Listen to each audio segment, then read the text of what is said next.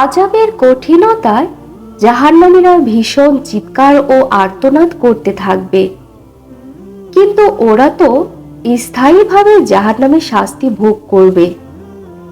ওদের শাস্তি লাঘব করা হবে না এবং ওরা শাস্তি ভোগ করতে করতে হতাশ হয়ে পড়বে। ওদের মৃত্যুর আদেশ দেওয়া হবে না যে ওরা মরবে। ওরা আর্তনাদ করে বলবে, হে আমাদের প্রতিপালক, আমাদেরকে নিষ্কৃতি দাও, আমরা সৎ কাজ করব, পূর্বে যা করতাম তা আর করব না। আল্লাহ তাআলা বলবেন, আমি কি তোমাদেরকে এত দীর্ঘ জীবন দান করিনি যে তখন কেউ সতর্ক হতে চাইলে সতর্ক হতে পারত? তোমাদের নিকটে তো সতর্ককারীও এসেছিল। সুতরাং শাস্তি আস্বাদন করো, জালেমদের জন্য কোনো সাহায্যকারী নেই। ওরা আরো বলবে, হে আমাদের প্রতিপালক, দুর্ভাগ্য আমাদেরকে ঘিরে ছিল এবং আমরা পথভ্রষ্ট হয়েছিলাম। হে আমাদের প্রতিপালক, এই আগুন হতে আমাদেরকে উদ্ধার করো। অতঃপর আমরা যদি পুনরায় কুফরি করি তবে তো আমরা অবশ্যই সীমা লঙ্ঘনকারী জালিম হব। আল্লাহ তাআলা বলবেন, তোরা হীন অবস্থায় এখানেই থাক এবং আমার সঙ্গে কোনো কথা বলিস না। আমার বান্দাদের মধ্যে একদল ছিল যারা বলতো, হে আমাদের প্রতিপালক, আমরা ঈমান এনেছি, তুমি আমাদের ক্ষমা করো ও দয়া করো, তুমি সর্বশ্রেষ্ঠ দয়ালু। কিন্তু তাদেরকে নিয়ে তোমরা উপহাস, ব্যঙ্গ, বিদ্রূপ করতে এত বিভোর ছিলে যে তা তোমাদেরকে আমার কথা ভুলিয়ে দিয়েছিল। তোমরা তো তাদের নিয়ে হাসি ঠাট্টা করতে। আমি আজ তাদের ধৈর্যের কারণে তাদেরকে এমন ভাবে পুরস্কৃত করলাম যে তারাই হলো সফল কামক।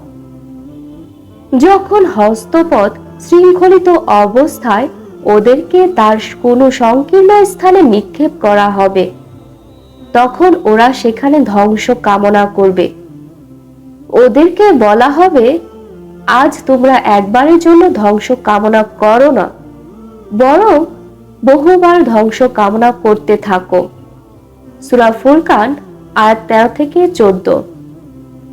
যখন ওরা জাহান্নামে পরস্পর বিতর্কে লিপ্ত হবে, তখন দুর্বলেরা প্রবলদেরকে বলবে, আমরা তো তোমাদেরই অনুসারী ছিলাম, এখন কি তোমরা আমাদের থেকে জাহান্নামের আগুনের কিয় ধ্বংস নিবারণ করবে?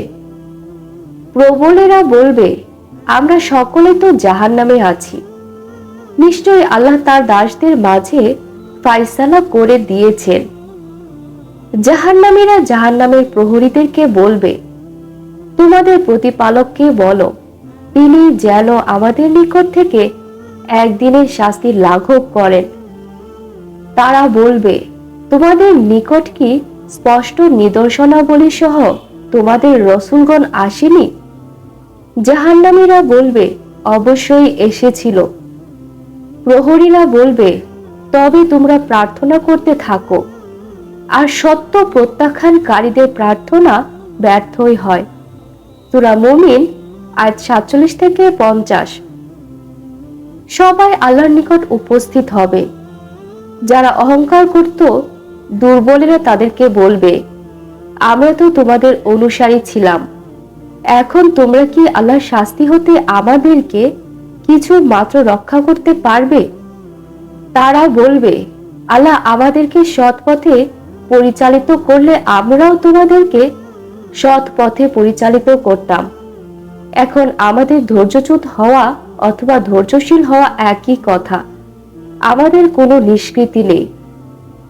যখন সবকিছুর ফয়সালা হয়ে যাবে, তখন শয়তান বলবে, আল্লাহ তোমাদেরকে প্রতিশ্রুতি দিয়েছিলেন সত্য প্রতিশ্রুতি, আর আমিও তোমাদেরকে প্রতিশ্রুতি দিয়েছিলাম, কিন্তু আমি তোমাদেরকে প্রদত্ত প্রতিশ্রুতি রক্ষা করিনি।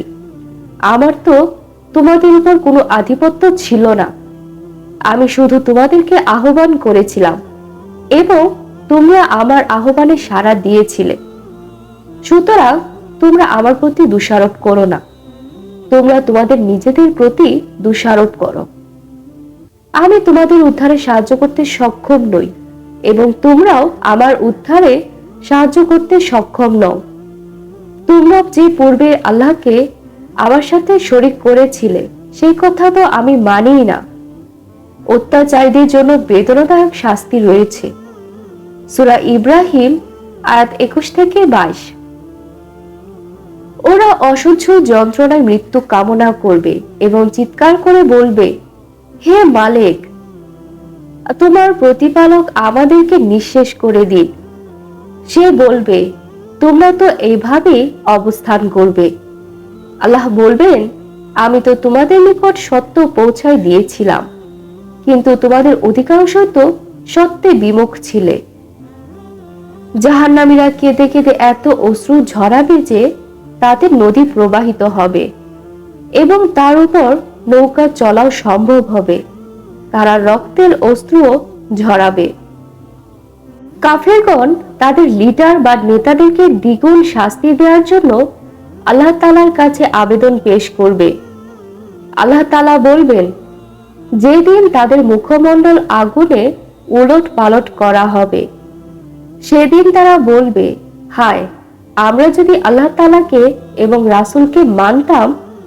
তারা আরো বলবে, হে আমাদের প্রতিপালক, আমরা আমাদের নেতা ও বড়দের কথা মেনে চলতাম এবং তাদের আনুগত্য করতাম, তাই আমাদেরকে তারা সত্য পথ হতে বিভ্রান্ত করেছে।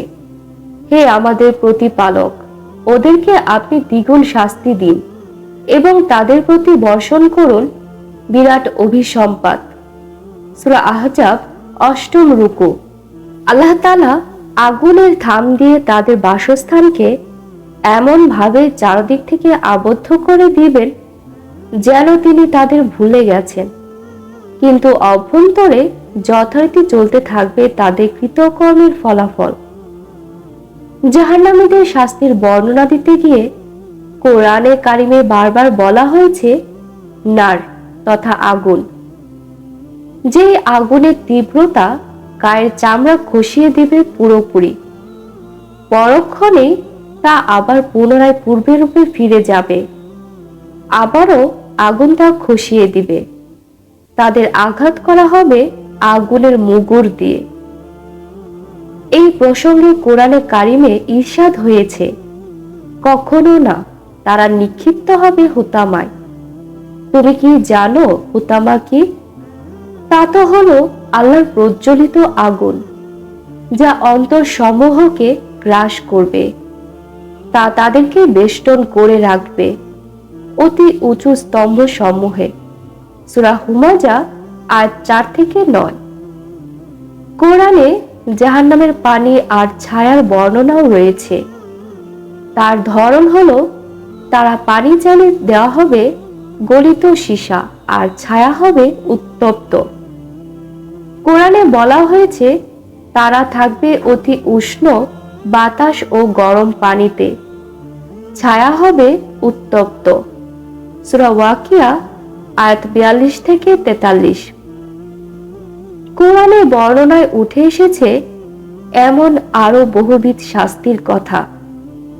আর এসব বর্ণনার মাধ্যমে আল্লাহ তাআলা চেয়েছেন প্রিয় বান্দাদের সতর্ক করতে। জাহান্নামের এসব বর্ণনা থাকলেও কিন্তু কোথাও আসেনি শীতল শাস্তির বর্ণনা। তাই বলে কি শীতল কোনো শাস্তি আখিরাতে হবে না? তারা সেখানে আস্বাদন করবে না শামস অর্থাৎ উত্তপ্ততা এবং জামহারির অর্থাৎ শীতলতা? এই প্রশ্নের উত্তর জানতে আসুন শুনে নিই কোরআনের একটি আয়াত। ওই আয়াতে আল্লাহ তাআলা জান্নাতীদের নিয়ামতের বর্ণনা দিতে গিয়ে বলেন, তারা সেখানে আস্বাদন করবে না শামস অর্থাৎ উত্তপ্ততা এবং জামহারির অর্থাৎ শীতলতা। সূরা দাহর আয়াত 13।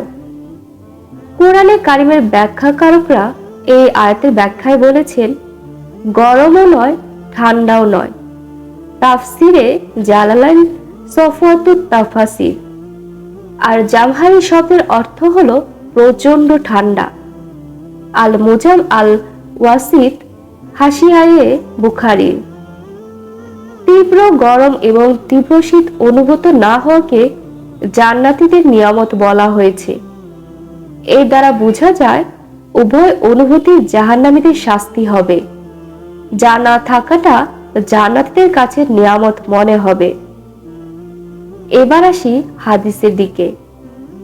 সহিহ বুখারী ও মুসলিম শরীফে বর্ণিত হাদিসে এসেছে, হযরত আবু হুরায়রা রাদিয়াল্লাহু তাআলা আনহু থেকে বর্ণিত, হযরত মুহাম্মদ সাল্লাল্লাহু আলাইহি সাল্লাম বলেছেন, জাহান্নাম তার রবের কাছে অভিযোগ করল, আমার এক অংশকে অপর অংশ খেয়ে ফেলছে। তখন মহান আল্লাহ তাআলা তাকে দুবার শ্বাস নেওয়ার অনুমতি দিলেন, একবার গ্রীষ্মকালে আরেকবার শীতকালে। তোমরা গরমের যে প্রচণ্ডতা অনুভব করো তা জাহান্নামের উত্তপ্ততা থেকে, আর শীতের যে তীব্রতা অনুভব করো তা জাহান্নামের শীতলতা অর্থাৎ জামহারি থেকে। সহিহ বুখারী ও মুসলিম। এই হাদিস দ্বারা বোঝা যায় জাহান্নামের শাস্তি সমূহ থেকে শীতলতাও এক ধরনের শাস্তি। কিন্তু জান্নাতের আনন্দদায়ক অনুভূতি যেমন কোনো কান শোনেনি, কোনো চোখ দেখেনি, কোনো অন্তর কল্পনাও করেনি, তেমনি জাহান্নামের শাস্তির কণা পরিমাণও দুনিয়াতে আমরা অনুভব করতে পারবো না। বস্তুত জাহান্নামের শাস্তির ভয়াবহতা মানুষের ধারণার বাইরে। এখন প্রশ্ন হতে পারে, তবে কোরআনের কোথাও কেন শীতল কোনো শাস্তির বর্ণনা আসেনি? এর উত্তরে আরেকটি আয়াত উল্লেখ করা যায়, অবাধ্যদের জন্য রয়েছে নিকৃষ্ট বাসস্থান, তারা জাহান্নামে প্রবেশ করবে, তা কতই না নিকৃষ্ট স্থান।